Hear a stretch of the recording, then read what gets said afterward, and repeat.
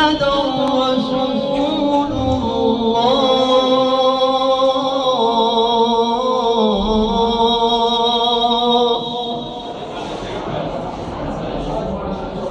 أشهد أن عليا ولي الله.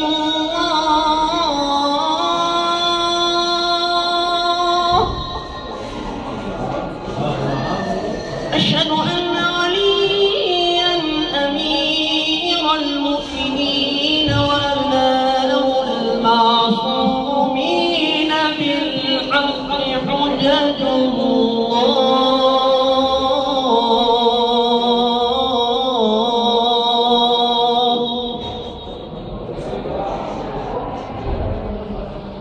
حي على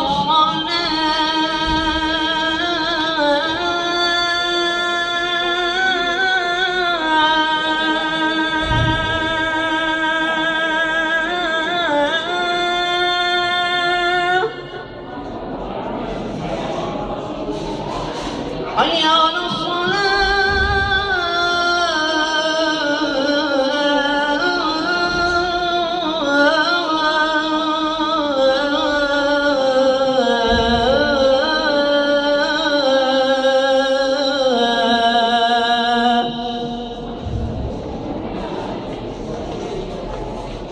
حي على البلاء.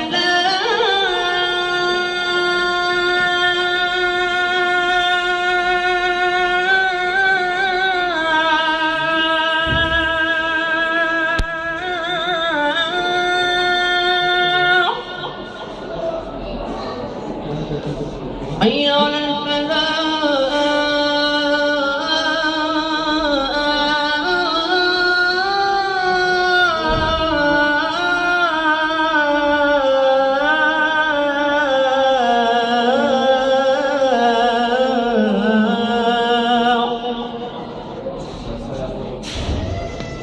حي على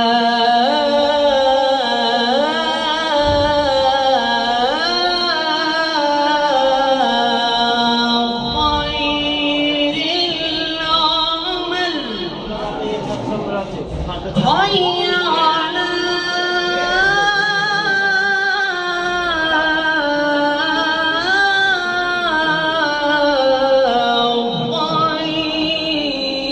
خير العمل. الله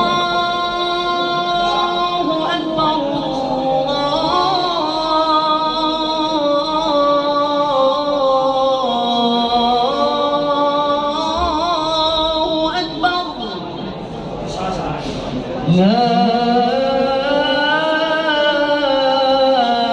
إله إلا الله. لا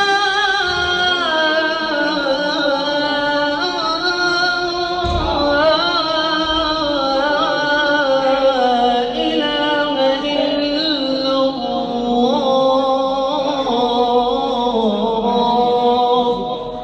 بسم الله الرحمن الرحيم. اللهم قل لوليك الحجة بن الحسن صلواتك عليه وعلى آبائه في هذه الساعة وفي كل ساعة وليا وحافظا وقائدا وناصرا ودليلا وعينا. حتى تسكنه أرضك الله وتمتعه فيها طويلا. اللهم هب لنا رغبة ورحمة ودعاء وخيرا برحمتك يا أرحم الراحمين. إله النبي وأهل بيته الأطهار وإلى أرواح المؤمنين والمؤمنات نؤتي ثواب سورة الفاتحة مع الصلوات. اللهم صل على محمد وعلى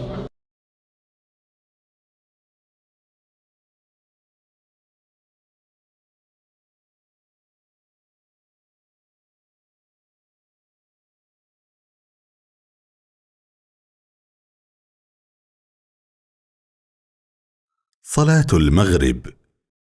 الله أكبر. بسم الله الرحمن الرحيم. الحمد لله رب العالمين الرحمن الرحيم مالك يوم الدين إياك نعبد وإياك نستعين اهدنا الصراط المستقيم صراط الذين أنعمت عليهم غير المغضوب عليهم ولا الضالين.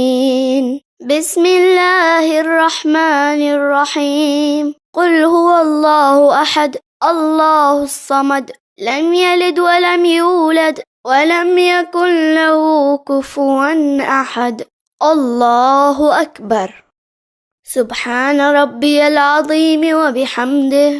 اللهم صل على محمد وآل محمد. سمع الله لمن حمده. الله أكبر. سبحان ربي الأعلى وبحمده. اللهم صل على محمد وآل محمد. الله أكبر. أستغفر الله ربي وأتوب إليه. الله أكبر. سبحان ربي الأعلى وبحمده. اللهم صل على محمد وآل محمد. الله أكبر. بحول الله وقوته أقوم وأقعد. بسم الله الرحمن الرحيم. الحمد لله رب العالمين الرحمن الرحيم مالك يوم الدين إياك نعبد وإياك نستعين اهدنا الصراط المستقيم صراط الذين أنعمت عليهم غير المغضوب عليهم ولا الضالين. بسم الله الرحمن الرحيم. قل هو الله أحد الله الصمد لم يلد ولم يولد ولم يكن له كفوا أحد. الله أكبر. اللهم صل على محمد وآل محمد. اللهم اغفر لي ولوالدي وللمؤمنين والمؤمنات. الله أكبر. سبحان ربي العظيم وبحمده. اللهم صل على محمد وآل محمد. سمع الله لمن حمده. الله أكبر. سبحان ربي الأعلى وبحمده. اللهم صل على محمد وآل محمد. الله أكبر. أستغفر الله ربي وأتوب إليه. الله أكبر. سبحان ربي الأعلى وبحمده. اللهم صل على محمد وآل محمد. الله أكبر. الحمد لله. أشهد أن لا إله إلا الله وحده لا شريك له وأشهد أن محمدًا عبده ورسوله. اللهم صل على محمد وآل محمد. بحول الله وقوته أقوم وأقعد. سبحان الله والحمد لله ولا إله إلا الله والله أكبر. سبحان الله والحمد لله ولا إله إلا الله والله أكبر. سبحان الله والحمد لله ولا إله إلا الله والله أكبر. الله أكبر. سبحان ربي العظيم وبحمده. اللهم صل على محمد وآل محمد. سمع الله لمن حمده. الله أكبر. سبحان ربي الأعلى وبحمده. اللهم صل على محمد وآل محمد. الله أكبر. أستغفر الله ربي وأتوب إليه. الله أكبر. سبحان ربي الأعلى وبحمده. اللهم صل على محمد وآل محمد.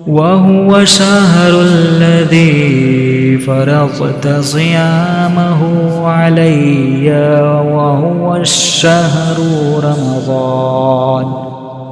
وهو الشهر رمضان الذي أنزلت فيه القرآن هدى للناس وبينات من الهدى والفرقان وجعلت فيه ليلة القدر وجعلتها خيرا من 1000 شهر فيا ذا المن ولا يمن عليك من علي بفكاك رقبتي من النار في من تمن عليه وأدخلني الجنة برحمتك يا أرحم الراحمين. اللهم صل على محمد وآل محمد. صلاة العشاء. الله أكبر. بسم الله الرحمن الرحيم. الحمد لله رب العالمين الرحمن الرحيم مالك يوم الدين إياك نعبد وإياك نستعين اهدنا الصراط المستقيم صراط الذين أنعمت عليهم غير المغضوب عليهم ولا الضالين. بسم الله الرحمن الرحيم. قل هو الله أحد الله الصمد لم يلد ولم يولد ولم يكن له كفوا أحد. الله أكبر. سبحان ربي العظيم وبحمده. اللهم صل على محمد وآل محمد. سمع الله لمن حمده. الله أكبر. سبحان ربي الأعلى وبحمده. اللهم صل على محمد وآل محمد. الله أكبر. أستغفر الله ربي وأتوب إليه. الله أكبر. سبحان ربي الأعلى وبحمده. اللهم صل على محمد وآل محمد. الله أكبر. بحول الله وقوته أقوم وأقعد. بسم الله الرحمن الرحيم. الحمد لله رب العالمين الرحمن الرحيم مالك يوم الدين إياك نعبد وإياك نستعين اهدنا الصراط المستقيم صراط الذين أنعمت عليهم غير المغضوب عليهم ولا الضالين. بسم الله الرحمن الرحيم. قل هو الله أحد الله الصمد لم يلد ولم يولد ولم يكن له كفوا أحد. الله أكبر. اللهم صل على محمد وآل محمد. اللهم اغفر لي ولوالدي وللمؤمنين والمؤمنات. الله أكبر. سبحان ربي العظيم وبحمده. اللهم صل على محمد وآل محمد. سمع الله لمن حمده. الله أكبر. سبحان ربي الأعلى وبحمده. اللهم صل على محمد وآل محمد. الله أكبر. أستغفر الله ربي وأتوب إليه. الله أكبر. سبحان ربي الأعلى وبحمده. اللهم صل على محمد وآل محمد. الله أكبر. الحمد لله. أشهد أن لا إله إلا الله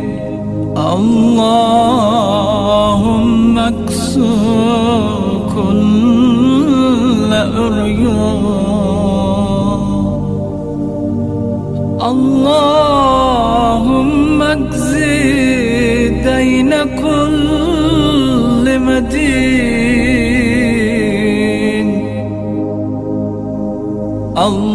اللهم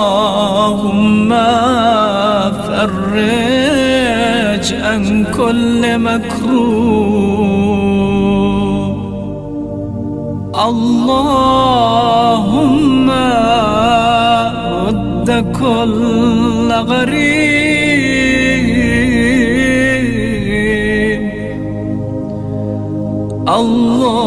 اللهم فك كل أسير اللهم أصلح كل فاسد من أمور المسلمين اللهم اشف كل مريض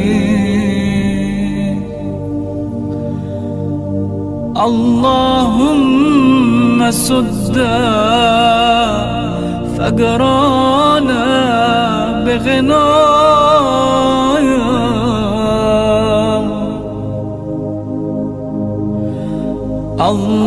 اللهم غير سوء حالنا بحسن حالك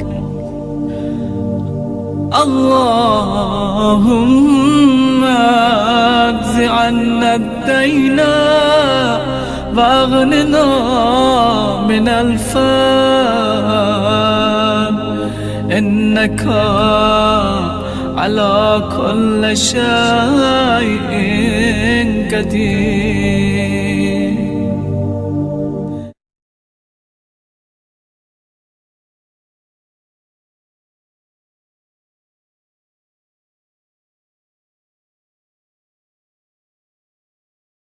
اللهم صل على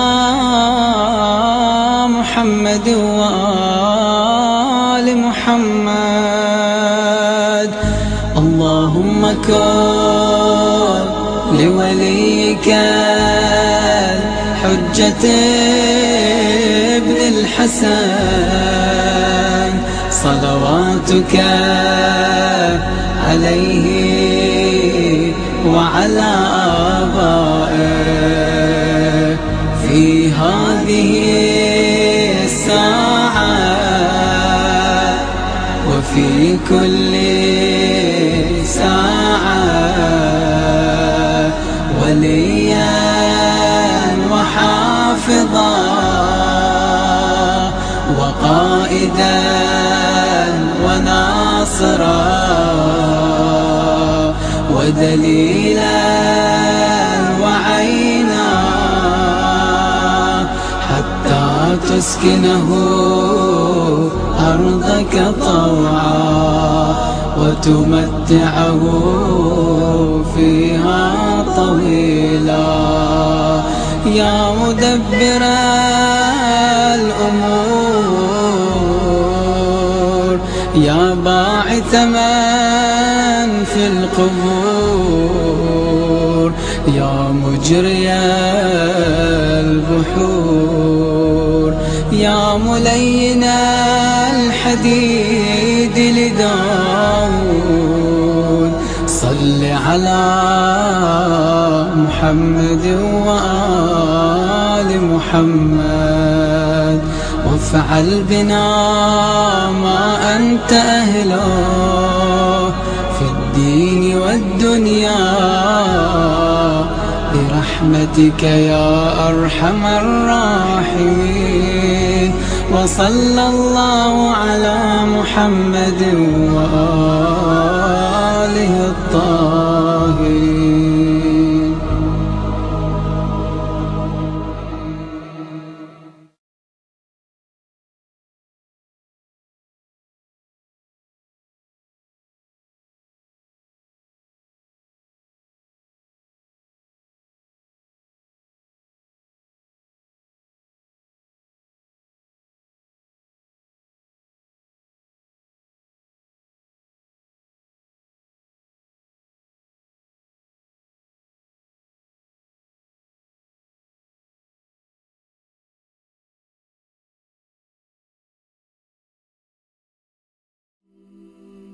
Sakina Sakina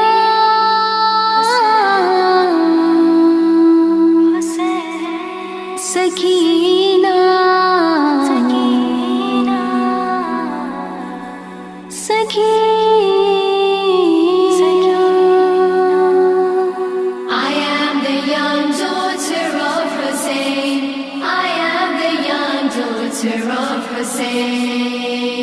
Sakina is my name. Sakina is my name. I am the young daughter of Hussein. I am the young daughter of Hussein. Sakina is my name. Sakina is my name. My father asked for me during his night prayers if I would ever cry. His eyes filled with tears.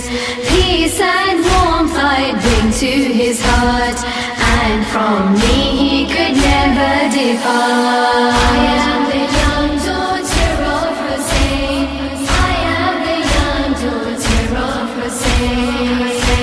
Sakina is my name. Sakina is my name. My uncle loved me dearly. I was his precious rose. All of my wishes were to his heart very close.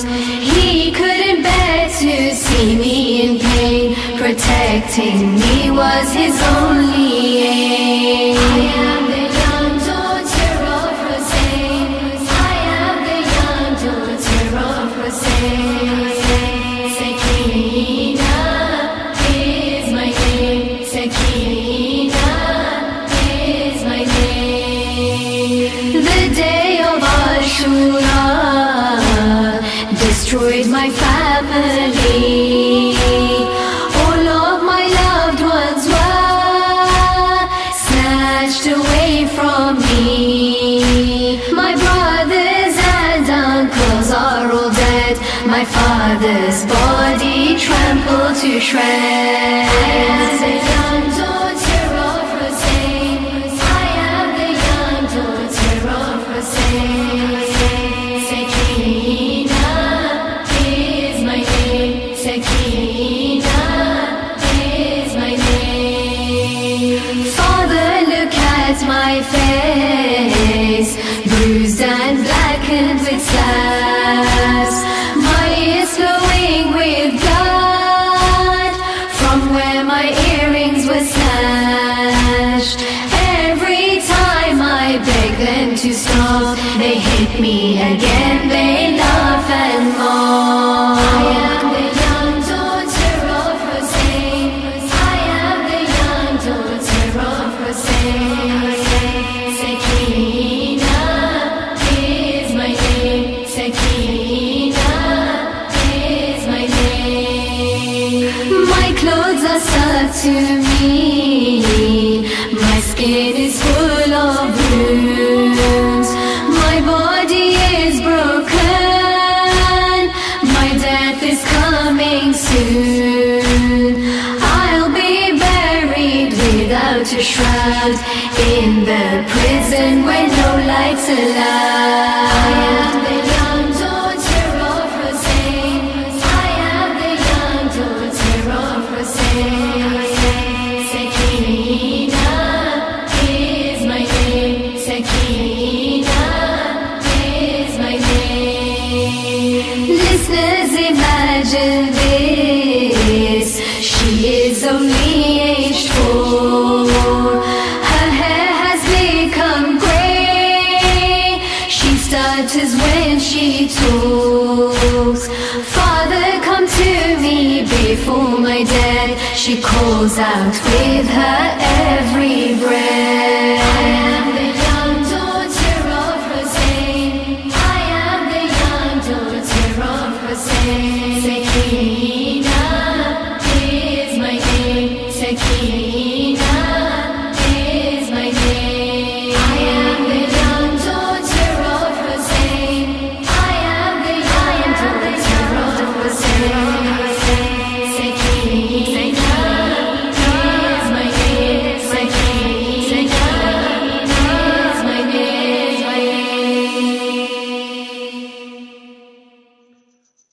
بالله من الشيطان اللعين الرجيم بسم الله الرحمن الرحيم الحمد لله رب العالمين وصلى الله على سيدنا محمد وعلى آله الطيبين الطاهرين المعصومين أما بعد قال رسول الله صلى الله عليه وآله وسلم خديجة وأين مثل Khadija. Dear viewers, Assalamu alaikum wa rahmatullahi wa barakatuh. The 10th holy day of the holy month of Ramadan has passed us by. A third of the holy month has gone. And it's time to take stock of ourselves exactly what it is that we have achieved thus far in this holy month. With this opportunity that Allah subhanahu wa ta'ala has given us. What is it that we hope to achieve? What is it that we set out to achieve, and how close are we to that? Or is it that I'm just buying my time towards the day of Eid when I can stop this dreaded fasting? The 10th day of the holy month of Ramadan also marks the Shahadat, the death anniversary of Sayyidah Khadija Salamullah alayha, the wife, the most beloved wife of the Holy Prophet. That individual, that lady to whom all of Islam is indebted. Because Islam surely would not have survived had Allah not willed for the help of Sayyidah Khadija. This Khadija held such an amazing and high position in the eyes of Rasulullah that after her death he would be seen saying, Khadija wa ayna mithlu Khadija.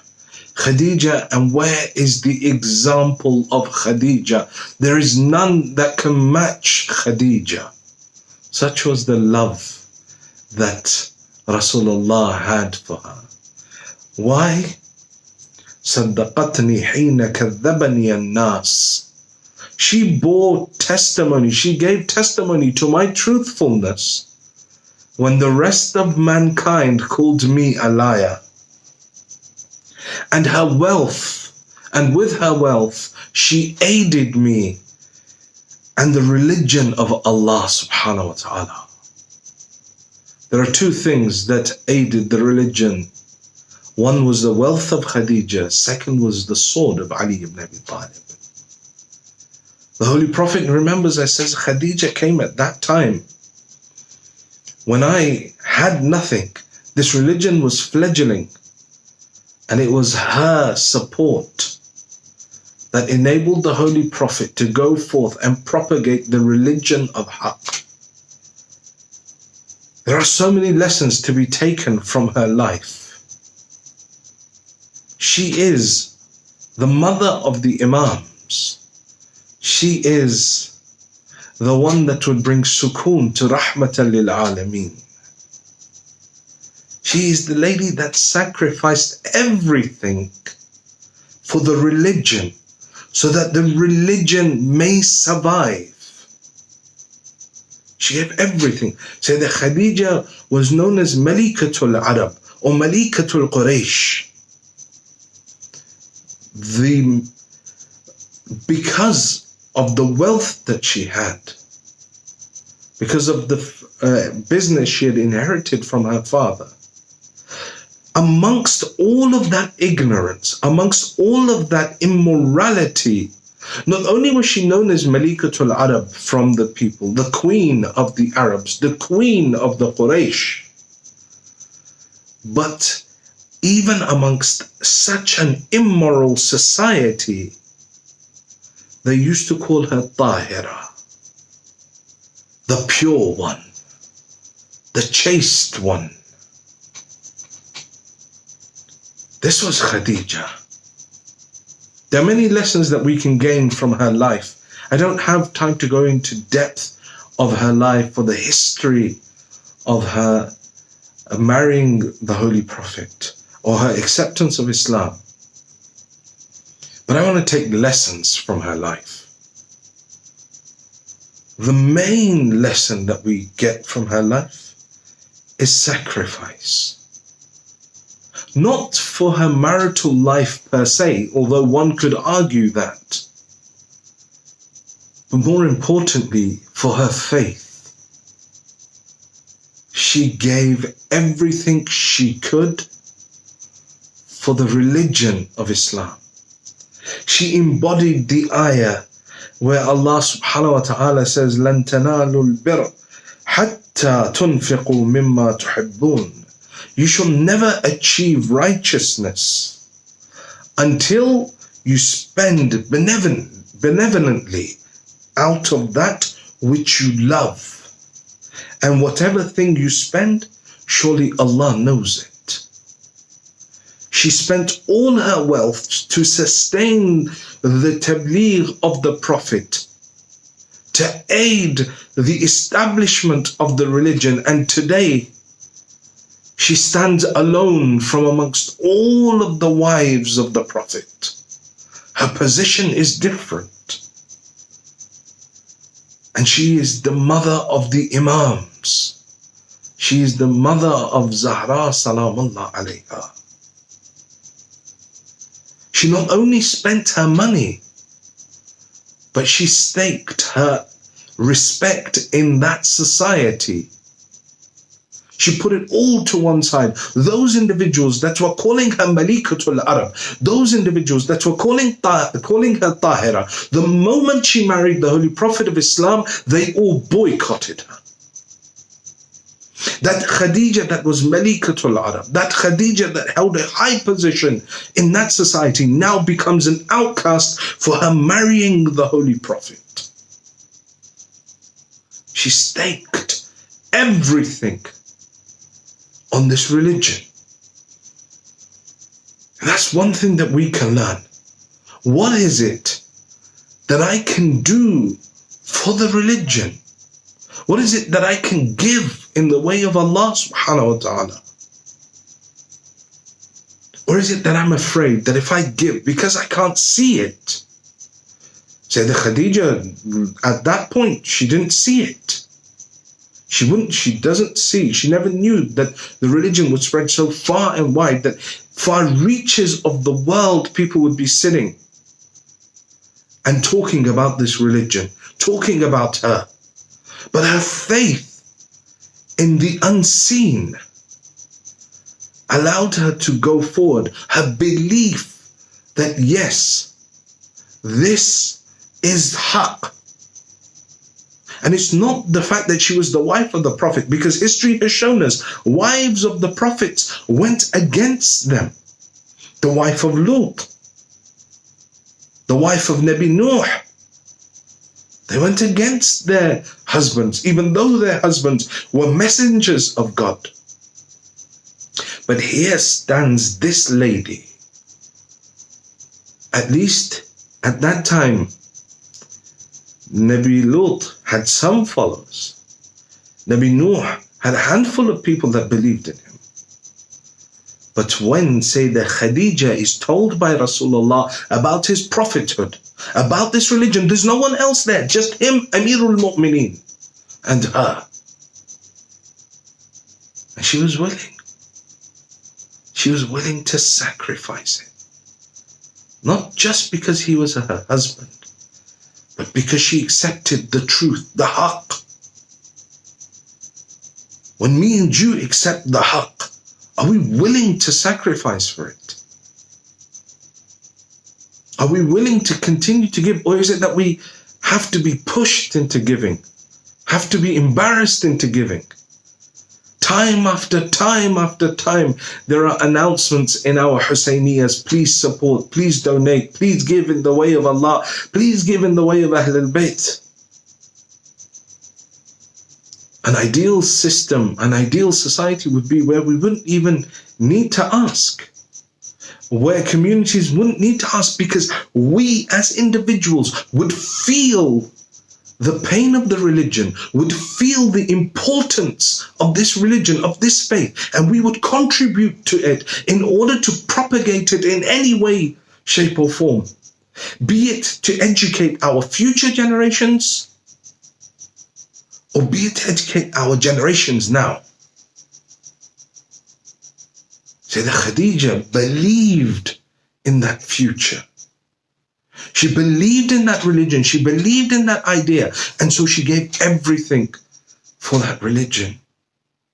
She gave everything for the cause of the Holy Prophet. And achieved righteousness. That over 1,000 years later we sit and we remember her. The Prophet had other wives.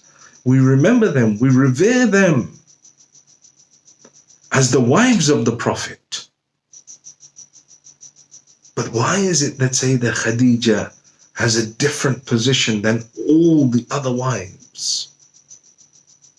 One, because the Holy Prophet held her dear. And number two, because she gave everything in the way of Allah. And when she gave everything in the way of Allah, she became immortal.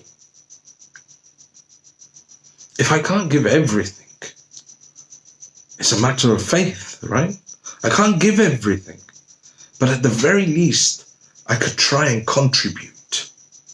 I could try and give something in the way of Allah subhanahu wa ta'ala. There are many different avenues. Sayyidah Khadija put a respect on the line. Am I willing to go into work and say, no, I need somewhere to pray? Am I willing, when I go to school, to say, no, I need a place to pray? Or is it, I'm just afraid that I'll be ostracized by society? And that fear is stopping me from achieving righteousness. Because in the end, there is but death. And there is just munkar and nakir and the qabr and the questioning and the judgment of Allah subhanahu wa ta'ala. If I truly believed in all of that,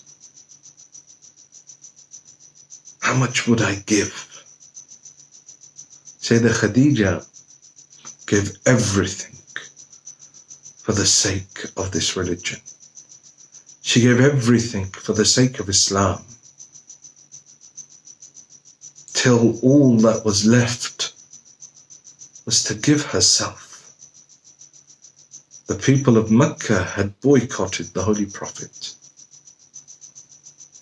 And now confined to Shu'bah Abu Talib, Malikatul Arab is forced to eat leaves and grass. The handful of Muslims by her side, everything Khadija had, she'd given it. And in this state of poverty and oppression, that woman that was the queen of Arabia leaves this world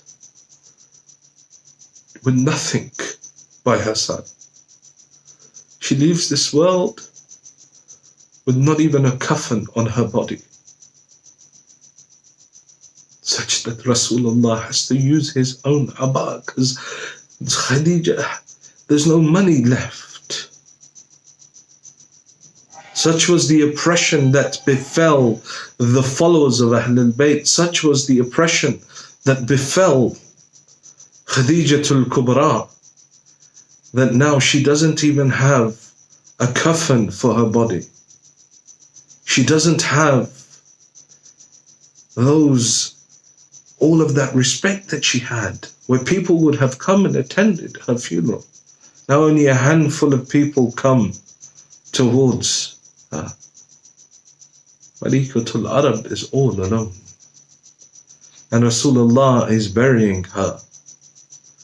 And Sayyidah Fatima is watching her mother be buried in such circumstances. How difficult would it have been? But I will say this much to Sayyidah Khadija, that Bibi, you gave everything for the sake of Islam. Rasulullah buried you. Bibi, you were oppressed by the people, but those that oppressed you, Bibi, they were kuffar. But after your death, come and see what these Muslims did to your children. The kuffar oppressed you, but the Muslims oppressed your children. Come and see your daughter Zahra standing by the grave of the Prophet, crying, Subbat alayya masa'ibun law annaha, Subbat ala al-ayyam sinna layaliya. Look at Zahra standing by the grave of her Prophet, crying that had these sorrows that have befallen me fallen upon the darkest, the brightest of days, surely they would have become the darkest of nights. Come and see your daughter Zahra being buried in the darkness of the night, while Ali stands by crying by her grave, saying to Rasulullah, Oh Rasulullah, take back your amana. Bibi, come and look at this Medina where the body of Imam al-Hassan is covered in arrows because the Muslims won't allow him to be buried by the side of Rasulullah. Oh Bibi, come and have a look on the plains of Karbala as Hussein lies there thirsty from 3 days of thirst, and the Muslims surround him, beating him, and your granddaughter Zainab stands on Tilla Zainabiyya crying, Wa Muhammada wa Aliya. Not a single Muslim there to aid them. The daughters of Ali and Zahra imprisoned. Bibi, at least your oppression was at the hands of the kuffar. Here your children are being killed by the Muslims. Ala la'anatullah ala al-qawm al-zalimin. وَسَيَعْلَمُ الَّذِينَ ظَلَمُوا أَيُّ مُنْقَلَبٍ يَنْقَلِبُونَ إِنَّا لِلَّهِ وَإِنَّا إِلَيْهِ رَاجِعُونَ. We pray to Allah subhanahu wa ta'ala to forgive our sins. We pray to Allah subhanahu wa ta'ala to forgive the sins of our parents. Oh Allah, those of our parents that are alive, give them long lives. Those of our parents that have left this world, give them a place next to Ali Muhammad in Jannah. Oh Allah, those who are ill, give them shifa. Those who are in debt, clear their debts. Oh Allah, hasten the reappearance of the Imam of our time and allow us to be amongst his true muntadhirin, his true waiters, for the acceptance of these du'as and any other du'as the brothers and sisters have brought on this night, wherever in the world they may be. Please recite 3 loud salawat ala Muhammad wa ali Muhammad.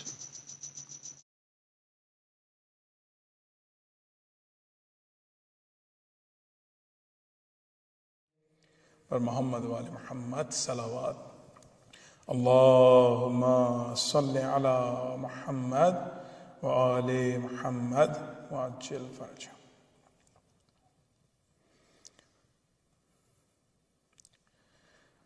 جو رحمت عالم کے لیے رحمت رب ہے،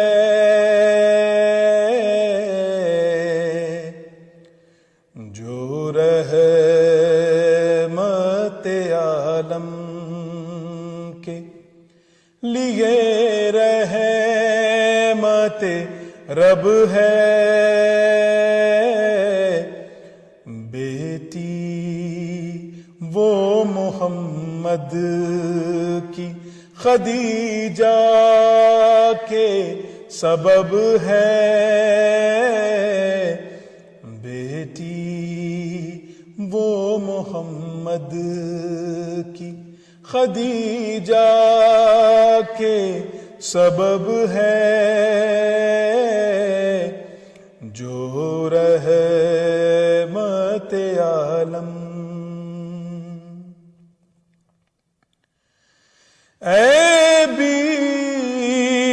be Khadija تیرے پرنور مقام، اے be Khadija تیرے پرنور مقام، اسلام کو جس کی بھی ضرورت ہے وہ سب ہے، اسلام کو جس کی بھی ضرورت ہے وہ سب ہے، جو رحمت عالم کے لیے رب ہے جو رحمت عالم. مومن ہے منافق تو نہیں ہے کہ نہ مانے. مومن ہے منافق تو نہیں ہے کہ نہ مانے. خوشحال مسلمان خدیجہ کے سبب ہے. خوشحال مسلمان خدیجہ کے سبب ہے جو رحمت عالم.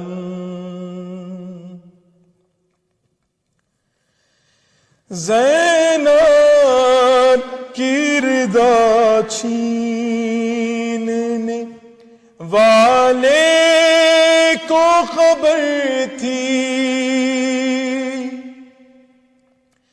زینب کی رضا چھیننے والے کو خبر تھی.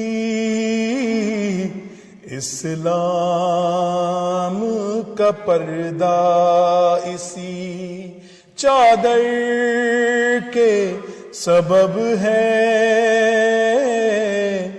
اسلام کا پردہ اسی چادر کے سبب ہے جو رحمت عالم کے لیے رحمت رب ہے جو رحمت عالم.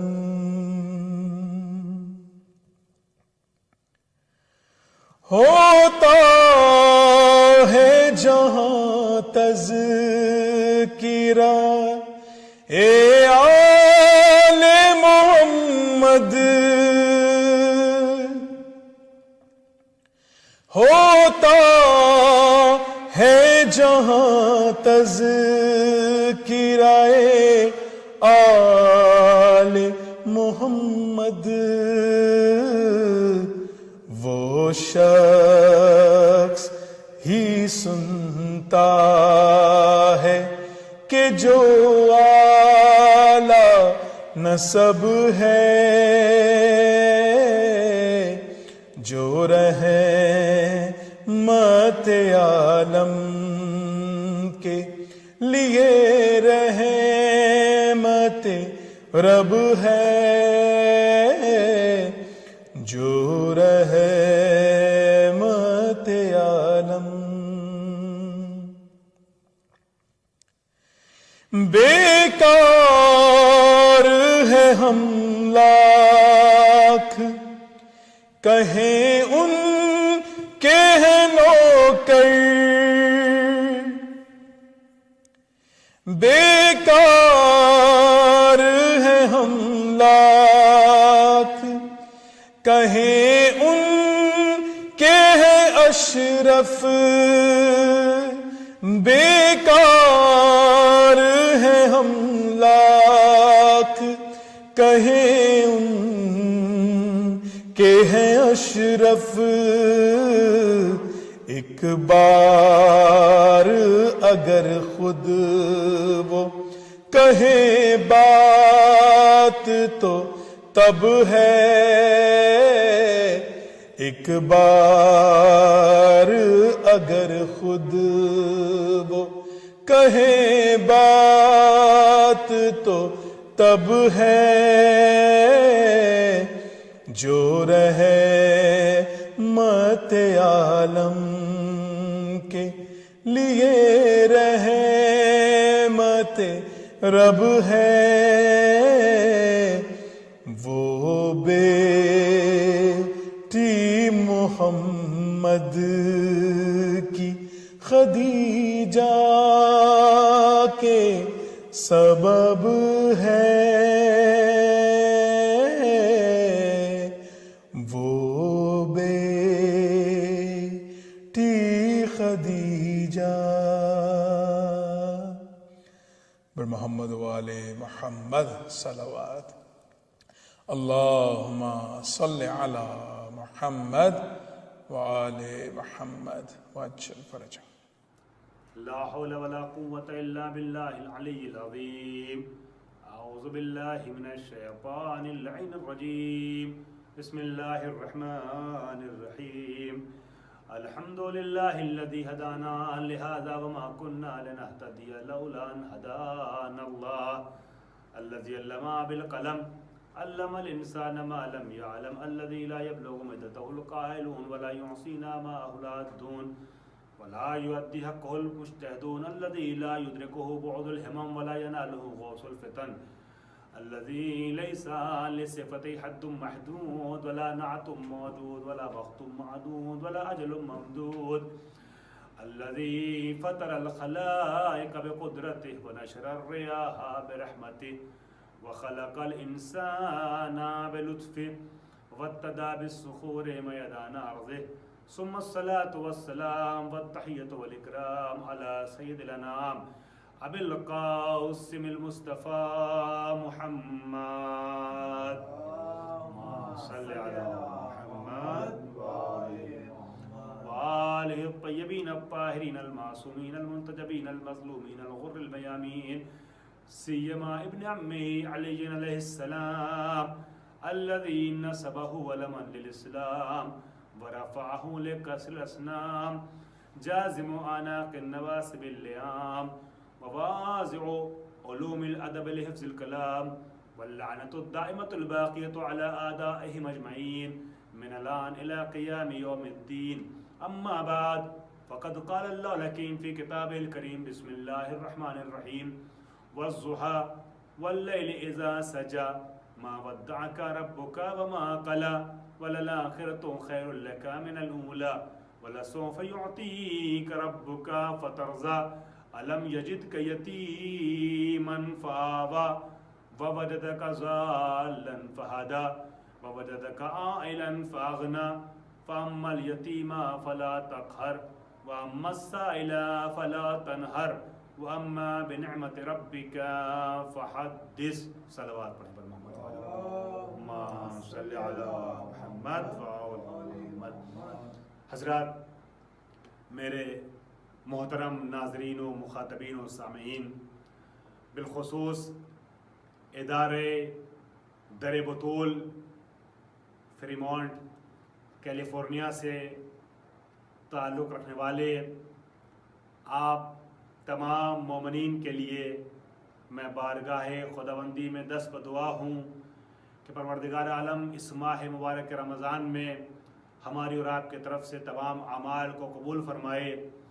اور یہ جو زمانہ چل رہا ہے، جس زمانے میں ہم اس طریقے کے اعمال انجام دینے کی کوشش کر رہے ہیں اور ادارے کے اراکین نے پورا ایک اہتمام کیا ہوا ہے کہ اس زمانے میں کہ جب دنیا ٹھہر سی گئی ہے، ہر طرف لاک ڈاؤن چل رہا ہے، ماحول اجتماعی طور پہ نہ مل پانے کا ہے، ایسے میں بھی سامعین کے لیے، مومنین کے لیے ادارے نے یہ ذریعہ فراہم کیا کہ آن لائن اور انٹرنیٹ کے ذریعے سے براڈ کاسٹ کر کے مطالب منتقل کیے جائیں اور انہی مطالب کو اور انہی سلسلہ درسی کا ایک سلسلہ اور زنجیر کی ایک کڑی آج کی اہم کڑی ہے.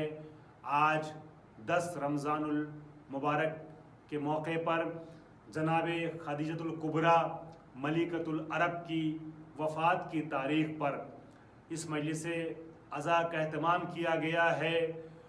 وہ خاتون کہ جو اس زمانے جاہلیت میں کہ جہاں لڑکیوں کو زندہ درگور کر دیا جاتا تھا، جہاں لوگ چینی معاشرے میں بھی عورتوں کو خدمت گزار کی حیثیت سے دیکھتے تھے، یونان کے तरक्की याफ्ता मुआशरे में भी औरतों को इबादत गाहों में जाने की इजाज़त न थी। अरब का और उसके अतराफ़ का तो आलम ये था कि अगर किसी घर में कुरान की हिकायत है जो मैं आपके सामने अपने लफ्ज़ों में बयान कर रहा हूँ, अगर किसी घर में बेटी पैदा हो जाती थी और उसको बेटी के पैदा होने की खबर सुनाई जाती थी तो फिर उसका चेहरा शर्म से झुक जाता था, शर्मसार होता था, सियाह पड़ जाता था, गैज़ व गज़ब के आसार नमूदार हो जाते थे। और बाज़ रिवायात मैंने किताब में पढ़ी है, देखी हैं रिवायात कि नबी अकरम के पास आने वालों ने यहाँ तक कहा है कि या नबी अल्लाह, मैंने अपनी 10 बेटियों को यके बाद दिगरे ज़िंदा दरगोर कर दिया है। अजीज़ों, जिस माहौल में औरतों के लिए ये तसव्वुर था, उस ज़माने जाहिली में भी जिस खातून को मलिकतुल अरब के नाम से याद किया जाता है वो ज़ात जनाब खदीजतुल कुबरा की है। बहुत अजीम ज़ात है जनाब खदीजा की। ये अलग बात है कि पैगंबर ने आने के बाद, इस्लाम के ऐलान के बाद, पहले जनाब खदीजा को वो मकाम अता किया जिसकी वो अहल थी एज़ ए शरीक हयात, एक हमसर होने के उन्वान से। उसके बाद इस्लाम की तबलीग जब आगे बढ़ती रही तो बेटी को वो इज़्ज़त और आबरू दी कि बेटी को उम्मु अबीहा के नाम से पुकारा और दुनिया इंसानियत में औरत को वो वक़ार मिला, वो अहमियत मिली कि जिसकी वो मुस्तहिक़ थी और जिसकी वो अहल थी। यकीनन औरत ने, इस्लाम के लिए औरतों ने बहुत कुछ किया है तारीख़ इस्लाम में, और इस्लाम ने औरत के लिए बहुत कुछ मेयारात फराहम किए हैं। और जिसकी इब्तिदा पैगंबर अकरम की ज़िंदगी में जनाब खदीजा के साथ हमसरी में जो रवाबित थे उसी से हो चुकी थी। मैं कुरान मजीद की उस आयत का तर्जुमा कर दूं, या उन आयतों का तर्जुमा कर दूं जो सरनामा सुखन के तौर पे मैंने आपके सामने पेश किया है। सूरह ज़ुहा है, ऐलान होता है बिस्मिल्लाहिर्रहमानिर्रहीम, वज़्ज़ुहा, कसम है चढ़ते हुए दिन की, वल्लैल इज़ा सजा, और कसम है ढलती हुई शब की, मा वद्दअका रब्बुका वमा कला। ए नबी, आपको आपके रब ने तन्हा नहीं छोड़ा, अकेला नहीं छोड़ा, और न कभी आपसे उसको कुछ शिकवा है। ज़माना नबी को छोड़ के पहाड़ी पे चला जाए, नबी को छोड़ के दरख्तों पे चला जाए, पहाड़ियों का सफ़र तय करे, नबी को मैदान में अकेला छोड़ दे, मगर अल्लाह ने जब वादा किया है तो किसी न किसी को नफ्से खुदा बन करके नबी के साथ शाना बशाना खड़े रहना पड़ेगा। और वो खड़ा रहा, और उस वक्त जब ज़माना छोड़ के नबी को भागता था तो वो नबी का साथी बन करके हर मरहले में नबी के हमरा खड़ा रहता था, नबी के साथ रहता था। अजीज़ों, मेरे बुज़ुर्गों, मोहतरम और सामीन, मा वद्दअका रब्बुका वमा कला, और आपसे अल्लाह को कोई शिकवा नहीं है। ज़माना शिकवा करता है तो करता रहे, बल्कि यहाँ तक कहा किसी ने कि आज मुझे आपके ऊपर ऐसा शक हुआ जैसा कभी ना हुआ। सुलह हुदैबिया पर कहने वाले ने यह कह करके, जो बाद में नबी की मसनद पे बैठा है, तख्त खिलाफत पर नबी का जानशीन बन करके बैठने की कोशिश की है, नबी का हकीकी वारिस तो न बन सका, मगर ज़ाहिरी एतबार से नबी की जगह पे बैठा और तख्त खिलाफत पर बैठा, अपने को नबी का जानशीन कहा, अगरचे उसका अहल न था। उसने सुलह हुदैबिया के मौके पर जो दूसरे मरहले में नबी की जगह पे बैठने की कोशिश कर रहा था, तख्त खिलाफत पर बैठा, उसने कहा था कि आज जैसा शक हुआ ऐसा कभी ना हुआ। ये लफ्ज़ आज और जैसा बता रहा है कि शक नबी पे बार बार हुजूर को होता था, मगर आज शक का मेयार कुछ बुलंद था। लेकिन नबी से शिकवा किया, और उस शिकवे की दास्तान तफसील से नहीं पेश कर रहा हूँ। कुरान ने कहा मा वद्दअका रब्बुका वमा कला, नबी ज़माना शिकवा करता है तो करता रहे, मगर आपको खुदा को कभी कोई शिकवा था न है और न रहेगा। मा वद्दअका रब्बुका वमा कला वलल आखिरतु खैरुल लका मिनल ऊला, और नबी अल्लाह का ये आपसे वादा है, अल्लाह का ये ऐलान है कि आपके लिए आखिरत आपके ऊला से बेहतर है। میں سادہ زبان میں ترجمہ کر دوں، نبی آپ کا جو بعد ہے وہ آپ کے قبل سے بہتر ہے، اور لفظ کو بدل کے کہہ دوں، نبی آپ کا انجام آپ کے آغاز سے بہتر ہے۔ وَلَلْآخِرَةُ خَيْرٌ لَكَ مِنَ الْأُولَىٰ، نبی آپ کا انجام آپ کے آغاز سے بہتر ہے۔ کیا ہے نبی کا انجام، کیا ہے نبی کا آغاز؟ میں یہ عرض کروں کہ یہ عام لوگوں کی گفتگو ہوتی تو یہ کہا جاتا کہ آخرت یعنی قیامت کا منظر نبی کے لیے، نبی کی دنیا سے بہتر ہے، یہ ہمارے اور آپ کے لیے ہے، مگر نبی کے لیے ظاہری ترجمہ تو یہی ہے، مگر حقیقت امر اس سے کچھ اور بھی آگے ہے کہ نبی کا جو انجام ہے، جو نبی کا مابعد ہے، وہ نبی کے ماقبل اور آغاز سے بہتر ہے۔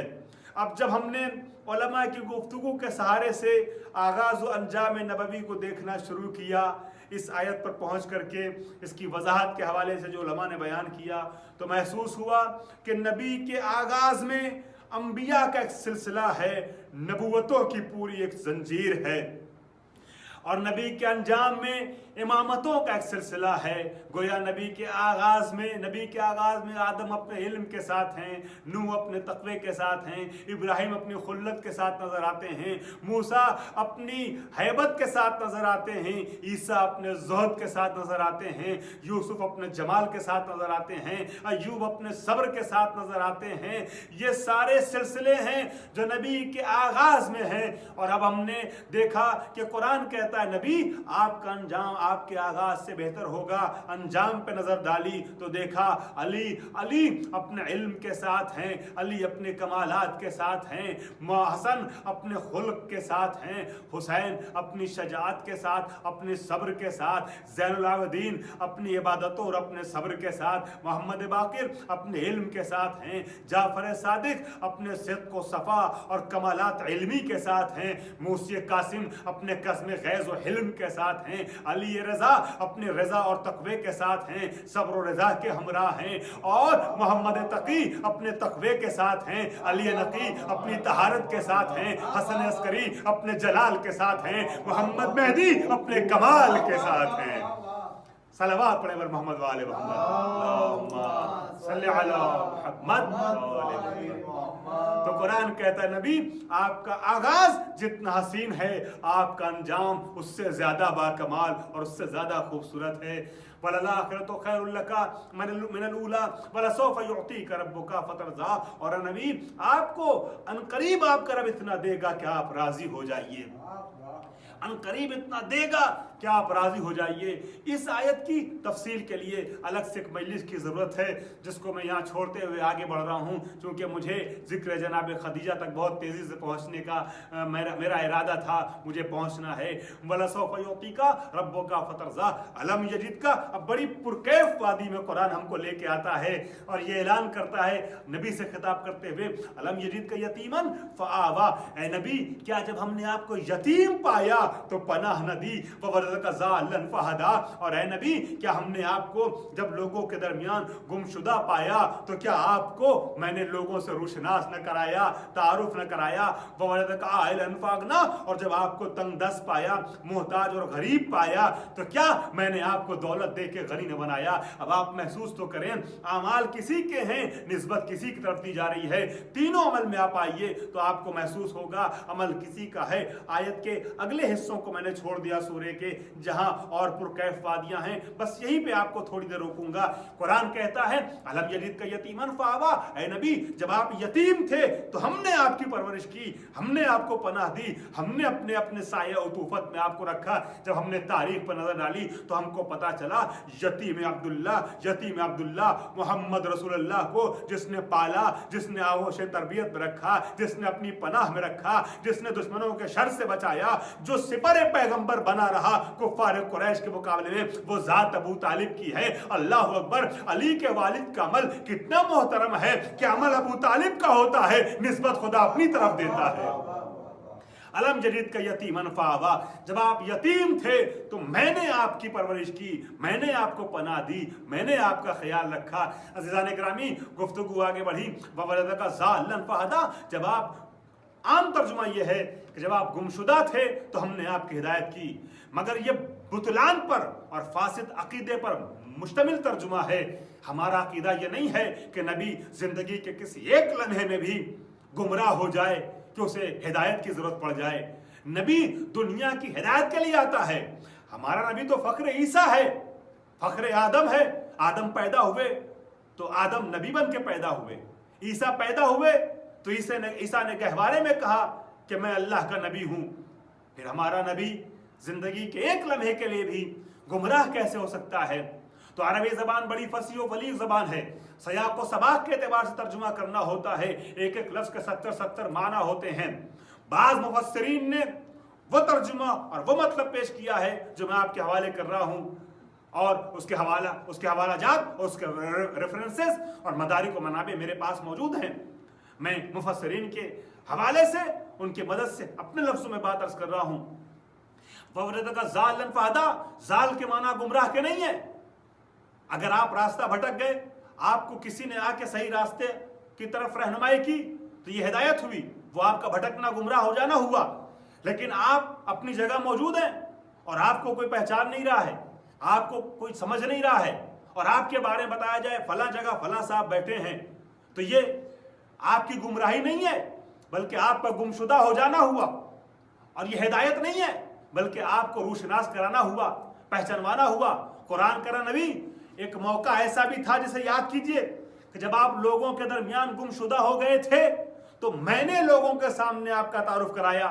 وہ کون سی منزل تھی جب نبی لوگوں کے درمیان گمشدہ ہو گئے تھے؟ ہم نے دیکھا ایک جنگ ہے جسے جنگ احد کہتے ہیں۔ جنگ احد کے موقع پر نبی دندان شکستہ حالت میں ایک خرابے میں کھنڈر میں گڈھے میں پڑے ہوئے ہیں، اور شیطان کی آواز فضا میں گونجی، محمد مارے گئے۔ لوگ فرار کرنے لگے، لوگ وہاں سے جانے لگے، میدان چھوڑ کر کے جو موقع شناس تھا وہ جھکا، اور جھکنے کے بعد اپنی تلوار کو نیام میں رکھنے کے بعد جھکا، اور جھکنے کے بعد خرابے سے نبی کے بازوں کو تھام کے سامنے بلند کر کے یہ آواز کیا، کس نے کہا محمد مارے گئے؟ من قال قتل محمد ھذا محمد رسول اللہ، یہ محمد اللہ کے رسول ہیں۔ ادھر علی نے جھک کر کے نبی کو ہاتھوں پہ اٹھایا اور بلند کرتے ہوئے یہ آواز دی کہ من قال قتل محمد ھذا محمد رسول اللہ۔ ادھر کوئی سند اللہ نے بھیجی، کوئی وعدہ نبی نے کیا۔ نبی نے وعدہ کیا، اے علی یاد رکھنا صاحب قرآن ہوں۔ صاحب قرآن ہونے کی حیثیت سے نبی کے ذہن میں ایک قرآنی میٹر گردش کرنے لگا، حل جزاء الاحسان الا الاحسان، احسان کا بدلہ احسان کے علاوہ کچھ اور نہیں ہو سکتا۔ تو سے علی آج تم نے ہزاروں کے مجمع میں ہاتھوں پہ اٹھا کے میری رسالت کا اعلان کیا ہے، وقت آنے دو میں بھی ہاتھوں پہ اٹھا کے ہزاروں کے مجمع میں تمہاری ولایت کا اعلان کروں گا۔ من کنت مولا ہو فھذا علی مولا۔ اور اللہ نے یہ سند بھیج دی، وَوَلَدَكَ ضَالًّا فَهَدَىٰ، اے نبی جب آپ لوگوں کے درمیان گم ہو گئے تھے، گمشدہ تھے، تو میں نے لوگوں کے سامنے آپ کو تعارف کرایا۔ علی نے بلند کیا، نبی نے اللہ نے فرمایا وَوَلَدَكَ ضَالًّا فَهَدَىٰ۔ سلوات پڑھیں آپ آزاد دل کر کے، صلی اللہ علیہ۔ یہ منزل ہے، اور اس کے بعد اس مرحلے کی آخری منزل وَوَجَدَكَ عَائِلًا فَأَغْنَىٰ، اور اے نبی جب ہم نے آپ کو محتاج پایا، تنگ دست پایا، تو دولت دے کے غنی بنایا۔ نبی کے پاس دولت کہاں سے آئی؟ کیا زمین نے خزانہ اگلا تھا دولت کا؟ آسمان سے دولت کی بارش ہوئی تھی؟ یہ جو قرآن کہہ رہا ہے کہ ہم نے دولت دے کے غنی بنایا، دولت کہاں سے آئی؟ نہ زمین نے خزانہ اگلا، نہ آسمان سے دولت کی بارش ہوئی، جواہرات برسے۔ پھر وہ کون سی دولت ہے؟ وہ دولت خدیجۃ الکبریٰ کی ہے، جس دولت کے ذریعے سے نبی کے لیے اغنا کا لفظ استعمال ہوا۔ قرآن نے نبی کو کہا ہے غنی، وَوَجَدَكَ عَائِلًا فَأَغْنَىٰ، ہم نے آپ کو دولت دے کے غنی بنایا۔ کیا پتا تھا کہ وہ افراد جو خاندانی فرٹیچر ہیں نبی کے لقب کو چرا لیں گے؟ بہرحال وہ ایک الگ بحث ہے، مگر قرآن نے نبی کو غنی کے لقب سے یاد کیا۔ ہم نے دولت دے کے آپ کو غنی بنایا، بے نیاز بنایا۔ یہ دولت جناب خدیجہ کی تھی۔ ہمارے علماء نے جو تحریر کیا وہ تحریر کیا۔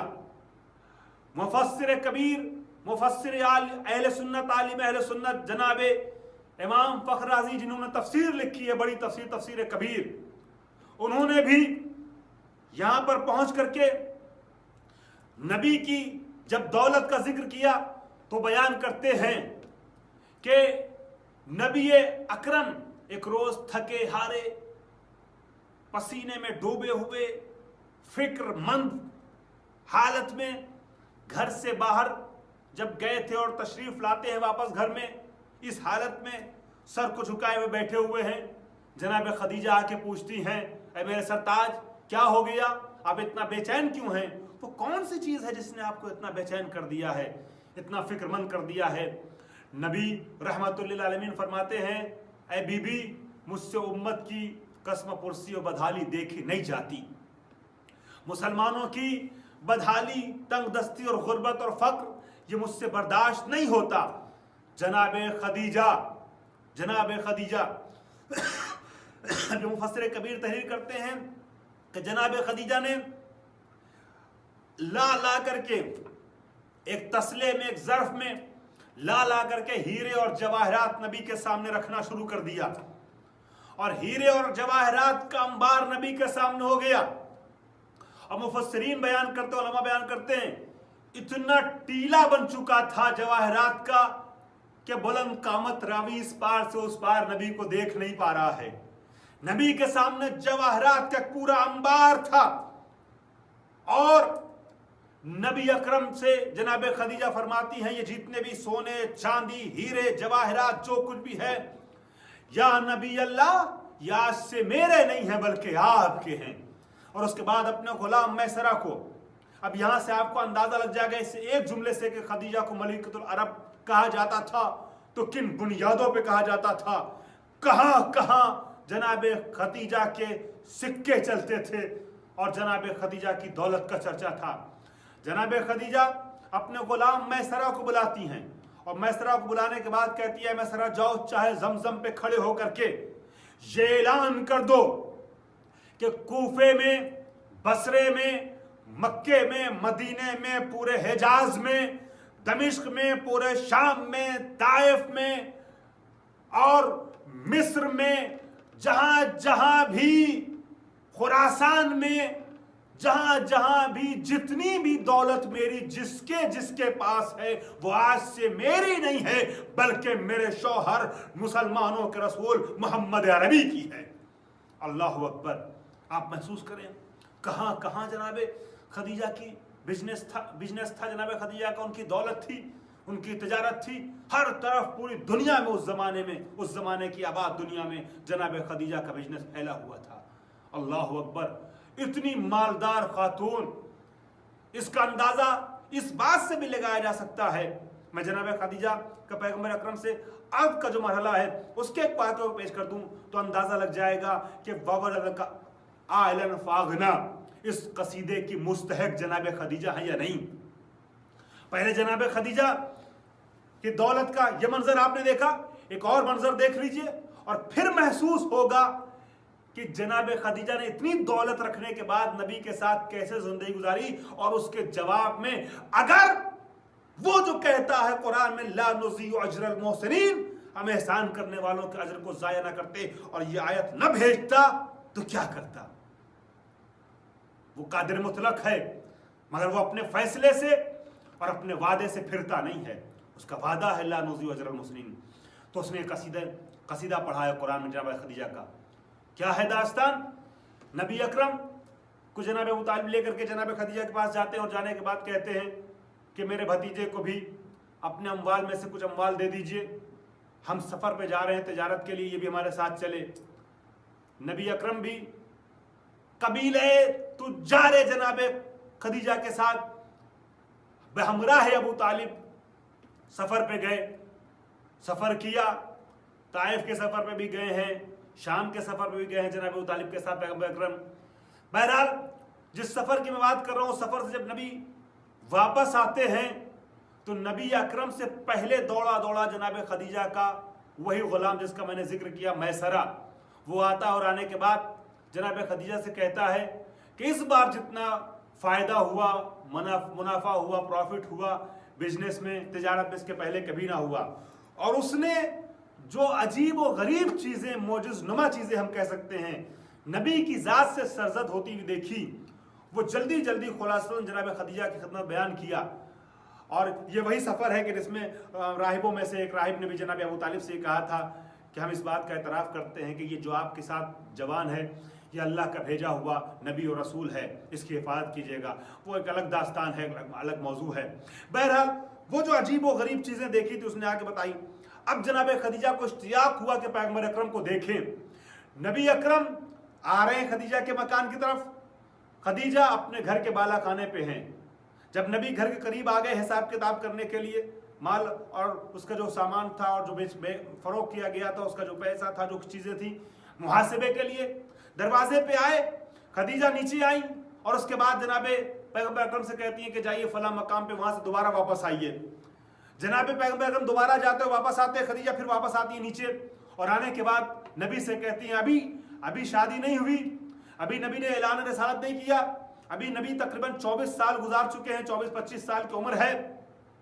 उस मरहले पर जनाब खदीजा नबी से कहती हैं कि मुझे माफ़ कीजिएगा, मैं आपको दोबारा जहमत नहीं देना चाहती थी, मगर उस मंजर को अपनी आँख से दोबारा देखना चाह रही थी कि किस तरीके से आप रास्ता चल रहे हैं और आपके ऊपर, सर के ऊपर बादल का टुकड़ा, अब्र का टुकड़ा साया किए हुए चल रहा है, आपके साथ साथ चल रहा है।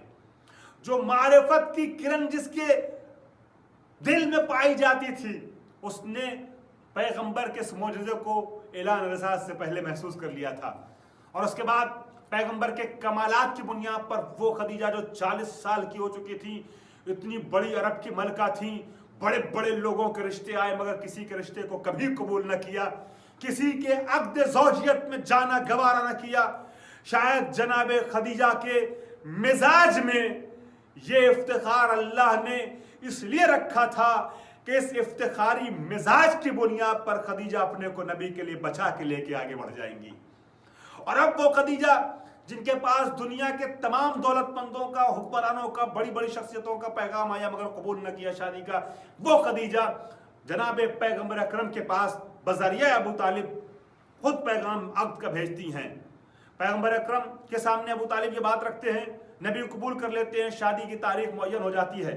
अब नबी बारात लेके चलते हैं, शादी होती है। जब बारात लेकर के जनाब अबू तालिब के साथ नबी अकरम जाते हैं, जनाब खदीजा ने उस ज़माने में कुर्सियों का इंतज़ाम बारातियों के लिए करवाया हुआ था। एक ठाट भाट वाला इंतज़ाम जनाब खदीजा मलिकतुल अरब हैं अपने हिसाब से इंतज़ाम कर रही थी। और जनाब खदीजा ने एक ख़ास कुर्सी पैगंबर अकरम के लिए रखी थी। हर जगह दूल्हा के लिए ख़ास इंतज़ाम होता है। जब बारात पहुंची, अबू तालिब तमाम लोगों को लेकर नहीं गए थे, वो बारात की हमारे यहाँ की कैफियत नहीं, मगर बहरहाल घर के चुनिंदा ख़ानदान कुछ अफराद उनको लेके, मगर क्या किया जाए कि अपने घर वालों में भी एक आध दो शैतानी करने वाले कभी निकल जाते हैं, शरारती निकल जाते हैं, उनको तंबीह की ज़रूरत पड़ती है। चुनांचे उस ख़ानदान में भी एक शख्स था। जैसे ही वो काफिला पहुंचा उस जगह जहां इंतजाम था बारात का, अबू लहब उचका और चाहता उस कुर्सी बैठ जाए कि जो कुर्सी नबी के लिए मुहैया की गई थी। पीछे से जनाब हमजा का मजबूत पंजा बढ़ा और उसके गरीबान को पकड़ करके पीछे की समत से खींचा, उसकी पुश की जान से उसके कमीज को पकड़ के खींचा और उसके बाद उससे आवाज़ दी, ठहर जा, तुझे पता नहीं है कि यह इंतज़ाम किसके लिए किया गया है। तंबीह की अबू लहब की, मुझे जनाब हमजा आपकी याद बाद पैगंबर बहुत आई, जब आप 2 लम्हे के लिए भी नबी की कुर्सी पर किसी नाअहल को बैठते हुए देखना बर्दाश्त नहीं कर सकते थे, तो आप हमेशा के लिए नबी की मसनद रसालत पर किसी नाअहल को कैसे बर्दाश्त कर पाते। बहरहाल शादी हो गई और नबी वापस आए। अबू तालिब अलैहिस्सलाम ने उस जमाने में 3 दिन वलीमा रखा है। वलीमा अरब में शादी का वलीमा इसके पहले राइज न था, ये सुन्नत अबू तालिब है।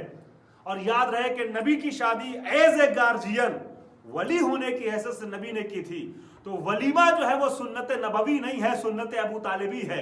अबू तालिब की सुन्नत को नबी ने मुस्तहब बताया है। मुसलमानों, अबू तालिब की दुश्मनी नमक हराम बना देगी, यह अबू तालिब की सीरत थी। اس کے پہلے عرب میں کبھی ولیمے کا دستور ملتا نہیں ہے، یہ پہلا ولیمہ ہے جو ابو طالب نے نبی کا کروایا. اور اس کے بعد پھر جناب خدیجہ آخری منزل پہ آپ کو لے کر کے آ گیا. جناب خدیجہ پیغام کہلواتی ہیں ابو طالب کے پاس اور کہتی ہیں اگر آپ کی اجازت ہو تو ہم بھی اپنی شادی کی خوشی میں دعوت رکھنا چاہتے ہیں. ولیمہ کہہ سکتے ہیں آپ، ولیمہ. پہلی بار تاریخ اور شادی آخری بار ہے کہ شادی ہونے کے بعد لڑکے کی جانب سے ولیمہ ہونے کے باوجود لڑکی کی جانب سے ولیمہ رکھا گیا ہے، دعوت ولیمہ. اور جناب خدیجہ نے 6 مہینے لگاتار پورے حجاز کی دعوت کی. ایک اعلان عام تھا، سب مدعو ہیں، پورا حجاز مدعو ہے. اللہ اکبر، کتنا انتظام کیا تھا اور کیسی دولت تھی، اور سب آتے تھے، کھاتے تھے اور کھا کے جاتے تھے. مگر یہ بھی جناب خدیجہ کا ایک کیریکٹر ہے جو پیغام دے رہا ہے اس دنیا کو. دولت اپنی ہے، پیسہ اپنا ہے، افراد اپنے ہیں، امپلائی اپنے ہیں، کام خود کا سارا کروانا ہے. مگر سسرال سے اجازت لی ہے شادی کے بعد کہ اگر اجازت ہو تو ہم ایسا کرنا چاہتے ہیں. پتہ چلا کہ سسرال کے مزاج میں اپنے کو ڈھالتے ہوئے اگر لڑکی آگے بڑھے نا تو پھر بد انتظامی نہیں آتی ہے، گھر کا ماحول خراب نہیں ہوتا ہے. اور جناب ابو طالب نے بھی سوچا کہ جہاں حق ہے مجھے کیا اعتراض ہے. اب یہ سسرال والوں کو بھی سوچتا ہے کہ لڑکی کی جائز خواہشات کو کیوں دبایا جائے، کیوں نہ اس کو پرمیشن دی جائے. اگر دونوں طرف سے فکر رہے تو گھر کا ماحول بگڑنے نہ پائے، گھر کا ماحول خراب نہ ہونے پائے. جناب خدیجہ نے 6 مہینے تک دعوت دی ہے. لوگ آتے تھے، کھاتے تھے، اور اس کے بعد ہمارے آپ کے گھروں میں جب شادیاں ہوتی ہیں نا تو پھر گھر کے ہال کے دروازے پہ یا ریسپشن وغیرہ پہ تھوڑا پان، تھوڑی سگریٹ، یہ سب چیزیں رکھی ہوتی ہیں. جناب ابو طالب جب نبی کی شادی کر چکے، جناب خدیجہ نے یہ ولیمہ کر لیا تو روایت کے یہ الفاظ ہیں، علماء تحریر کرتے ہیں. جناب خدیجہ نے کھانے والے تو آتے تھے، ساتھ میں باہر 3 قطاریں اونٹوں کی لگوائی تھیں. ایک پہ غلات تھے، جو گیہوں، کشمش، کھجور وغیرہ. ایک پہ جواہرات تھے، سونا چاندی ہیرے وغیرہ. اور ایک پر جو ہے وہ لباس تھا، کپڑے تھے. اور کھانے والوں سے کہتی تھیں کہ اپنے ہاتھ سے اٹھا کے نہیں دیا رہا، ہمارے یہاں تو ایک ایک سگریٹ چھترا کے رکھی جاتی، لے لیے کوئی 2 لے لے تو ٹوک دیا جائے. لیکن وہاں جناب خدیجہ نے یہ 3 صفیں، 3 قطاریں اموال کی مہیا کی تھی اور یہ کہا تھا کہ جو کھا رہا ہے کھا کے جائے، وہ یہاں سے لے کے بھی جائے. تو کوئی کھانا لے جاتا تھا، غلات، کوئی لباس، کوئی جواہرات. جناب خدیجہ نے اپنے افراد کو وہاں کھڑا کر رکھا تھا یہ لکھنے کے لیے کہ کون ہے جو نہیں لے جا رہا ہے، جو لے جا رہا اس کا نام نہیں، جو نہیں لے جا رہا اس کا نام. اور اس کے بعد علماء فرماتے ہیں کہ جن لوگوں کی فہرست تیار ہوئی تھی، جو لوگ کھا کے گئے مگر لے کے نہیں گئے تھے وہ جواہرات اور کپڑے اور غلات وغیرہ، ان لوگوں کے پاس جناب خدیجہ نے بعد میں پیک کروا کر کے یہ جواہرات وغیرہ بھیجے ہیں. اور یہ کہہ کے بھیجا اپنے غلاموں سے اور کنیزوں سے کہ یہ کہہ دینا کہ ملکۃ العرب نے اپنی شادی کی خوشی میں آپ کو تحفہ بھیجا ہے، تاکہ اس کو بار خاطر نہ ہونے پائے، اس کو سبکی نہ ہونے پائے. اب اس کے بعد جو جملہ عرض کر رہا ہوں، مفسرین تحریر کرتے، علماء بیان کرتے، جناب خدیجہ کی شادی کے بعد عرب میں کوئی ایک فقیر باقی نہیں تھا. بتائیے، کوئی ایک تنگ دست و غریب باقی نہ تھا. اس کے بعد بھی کیا خدیجہ قرآن کا قصیدہ نہیں پڑھے گا؟ وَوَجَدَكَ عَائِلًا فَأَغْنَىٰ. داستانیں اور بھی ہیں، واقعات اور بھی ہیں جو قرآن حکایتیں ہیں، تفسیریں ہیں، مگر سب چھوڑتے ہوئے آخری منزل وہ خدیجہ جو ایسی مالدار خاتون تھی، اس خدیجہ نے اپنی ساری دولت اسلام پہ قربان کر دی. اور شیب ابو طالب میں جو 3 سال تک شیب ابی طالب میں نبی اکرم، پیغمبر اکرم جناب ابو طالب، جناب خدیجہ اور حضرت علی اور اپنے گھر والوں کے کچھ چنندہ گھر والوں کے ساتھ رہے. اور عرب نے بائیکاٹ کر دیا تھا، کفار قریش نے سوشل بائیکاٹ نبی کا کر دیا تھا. نبی کے ساتھ آنا جانا، ملنا جلنا، تجارت، یہ وہ سب ختم. شیب ابی طالب میں 3 سال تک رہی ہیں جناب خدیجہ. اور اس شیب ابو طالب میں نبی کے ساتھ ابو طالب اور ملکۃ العرب پتے ابال کر کے کھاتے اور اس کا پانی پیتے تھے، پتے ابال کے. اللہ اکبر، جو ایسی ملکہ ہے جس نے اپنی شادی کے بعد 6 مہینہ پورے عرب کو کھلایا تھا، وہ کیسے دسترخوان اس کے پاس رہتے ہوں گے، مگر نبی کے ساتھ سادہ زندگی گزاری، پتے ابال کے کھائے ہیں. اللہ اکبر. وہ خدیجہ آج دنیا سے رخصت ہو گئی. اور جناب خدیجہ کے رخصت ہونے کے بعد چونکہ 3 مہینے، بعض روایت کے اعتبار سے 6 مہینے کے اندر اندر نبی کے 2 بڑے محسن ایک ساتھ چلے گئے. جناب ابو طالب کی بھی وفات ہوئی اور جناب خدیجہ کی بھی. ایک ہی سال کے اندر دونوں رخصت ہو گئے، چند مہینوں کے فاصلے پر. تو نبی اتنا دل برداشتہ ہوئے جناب خدیجہ کے جانے کے بعد. کیسا غم تھا کہ نبی اکرم گھر سے باہر نہیں نکلتے تھے، گوشہ نشین ہو گئے تھے، خانہ نشین ہو گئے تھے، بس بہت واجب اور ضروری کام ہوتا تھا تب گھر سے باہر نکلتے تھے. جبریل امین کو آ کے خدا کا پیغام پہنچانا پڑا، اے نبی بس کیجئے، اب اٹھیے، قوم فانذر، اے نبی اٹھیے اور ڈرائیے، تبلیغ کیجئے، کب تک گھر میں رہیے گا. اللہ اکبر. نبی اکرم کو اللہ کی طرف سے تاکید آئی، جبریل امین کو دلاسا دینا پڑا، تب نبی نے دوبارہ اپنی زندگی کا آغاز کیا. اتنا غمزدہ تھے اس خدیجہ کے جانے کے بعد. جب جناب خدیجہ دنیا سے رخصت ہوئی ہیں تو جناب خدیجہ کے جانے کے بعد اس وقت جناب فاطمہ زہرا کمسن تھی. سن 5 بعثت میں جناب خدیجہ دنیا سے رخصت ہو گئی. اللہ اکبر. جناب فاطمہ زہرا کو کمسنی میں دنیا سے چھوڑ کے گئی ہیں. جب جناب خدیجہ دنیا سے جا رہی تھی تو جناب خدیجہ نے بھی ایک وصیت کی تھی، اور مجھے جس بچی کے لیے خدیجہ نے وصیت کی تھی اس ذات کی بھی بعد میں ایک وصیت یاد آتی ہے. دونوں وصیتیں 2 منٹ میں عرض کر دوں، گفتگو ختم کر دوں. جناب خدیجہ جب دنیا سے جا رہی تھی تو جناب فاطمہ زہرا کا ننھا سا چہرہ، ایک کمسن وجود سامنے تھا. صرف ایک اولاد تھی فاطمہ زہرا، نہایت مشفق، نہایت مہربان. ایسی مہربان مشفق بچی تھی کہ جس نے جناب خدیجہ کے جانے کے بعد اپنے باپ کو ایسی محبتیں دی، اور دشمنوں سے جب پیغمبر اکرم زخم کھا کھا کے واپس آتے تھے، چہرہ زخمی ہوتا تھا، ہاتھ پیر زخمی ہوتا تھا، تو زخموں پہ فاطمہ زہرا مرہم ایسا رکھتی تھی کہ باپ نے بھی یہ کہہ دیا کہ فاطمہ اپنے باپ کی ماں ہے، فاطمہ تو ام ابیہا. اس فاطمہ کو جناب خدیجہ نے بستر عدالت پہ دیکھا. فاطمہ زہرا سامنے ہے، خدیجہ کے جانے کا غم نبی کو ہے، فاطمہ زہرا کو ہے، مگر خدیجہ کو جو غم پریشان کر رہا ہے وہ فاطمہ زہرا کی یتیمی ہے. نبی اکرم سے کہتی ہیں کہ یا رسول اللہ، میں آپ کو منع تو نہیں کرتی کہ میرے جانے کے بعد آپ شادی نہ کیجئے، مگر اے نبی اکرم فاطمہ کا خیال رکھیے گا. اللہ اکبر. نبی نے فاطمہ کا ایسا خیال رکھا کہ فاطمہ کو اپنی جگہ پہ بیٹھاتے تھے، فاطمہ کتنی تعظیماً اٹھ جاتے تھے. ہاں، یہی وصیت ہمیں فاطمہ زہرا کی بھی ملی. فاطمہ زہرا جب دنیا سے جانے لگی تو فاطمہ کے سامنے بھی چھوٹے چھوٹے 4 بچے تھے. حسن اور حسین 7 اور 8 سال کے ہیں. زینب ام کلثوم 5 اور 6 سال کی ہیں. جناب فاطمہ زہرا علی سے وصیت کرتی ہیں، اے ابوالحسن، میں آپ کو اپنے بعد عقد ثانی سے منع تو نہیں کرتی، مگر میرے بچوں کا خیال رکھیے گا. اللہ اکبر. وہ فاطمہ زہرا جو حسنین کے لیے اتنی وصیتیں کر کے جا رہی ہیں، مگر زمانے نے کیا کیا ان بچوں کے ساتھ. اللہ اکبر. زینب ام کلثوم کے لیے، حسنین کے لیے فاطمہ کی ایسی وصیت ہے، مگر بچوں کے ساتھ دنیا نے کیا کیا. علی نے تو اپنے اعتبار سے بہت خیال رکھا، مگر دنیا نے کیا کیا، زمانے نے ان معصوم بچوں کے ساتھ کیا. حسن کے جنازے پہ تیر برسائے گئے، حسین کے لاشیں کو تیروں پہ معلق کیا گیا، سر کو کاٹ کے نوکے نیزہ پہ بلند کیا گیا. زینب ام کلثوم کی چادر چھینی گئی، بے مکنو چادر بازار میں پھرایا گیا.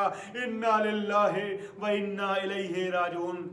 پروردگار تجھے واسطہ ہے اہل بیت اطہار علیہ السلام کا، بالخصوص جناب خدیجہ کبریٰ کا. دنیا میں اس وقت جو لوگ بھی پریشان حال ہیں اقتصادی مشکلات سے روبرو ہیں، پروردگار ان سب کی مشکلات کو دور فرما دے۔ پروردگار دنیا انسانیت جس وبا اور مصیبت سے جوجھ رہی ہے، مبتلا ہے، جس مصیبت میں خدایا تجھے اہل بیت اطہار کا واسطہ ہے، اس مصیبت سے دنیا انسانیت کو بالخصوص دنیا تشیع کو نجات عطا فرما دے۔ پروردگار جو افراد جہاں جہاں بھی بیمار ہیں ان کو بیمار کربلا کے صدقے میں شفا نہ فرما۔ پروردگار جو مریض جو مقروض ہیں ان کو قرض سے خصوصاً جناب خدیجہ کا واسطہ ہے، ان کو قرض سے سبودوشی نہ فرما۔ پروردگار ہماری قوم کے افراد جہاں جہاں بھی سروس اور ذریعہ معاش کے لیے کوشاں ہیں، خدایا ان کو جناب خدیجہ کے صدقے میں دولت رزق سے مالا مال فرما دے۔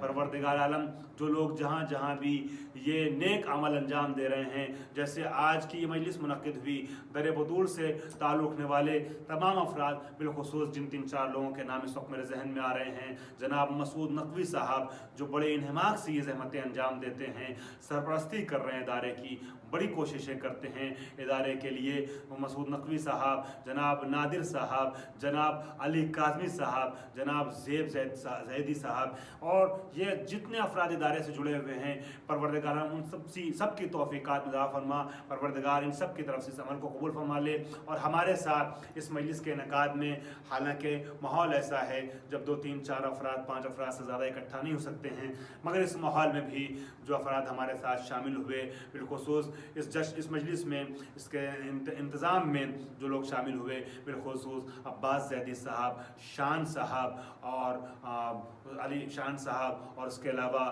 جناب فیضان حیدر فیضی صاحب اور امن مہدی زیدی صاحب، ان سب کی توفیقات میں اضافہ فرما، ان سب کی طرف سے عمل قبول فرما۔ واخر دعوانا الحمدللہ رب العالمین۔ فرش و عرش پر غم ہے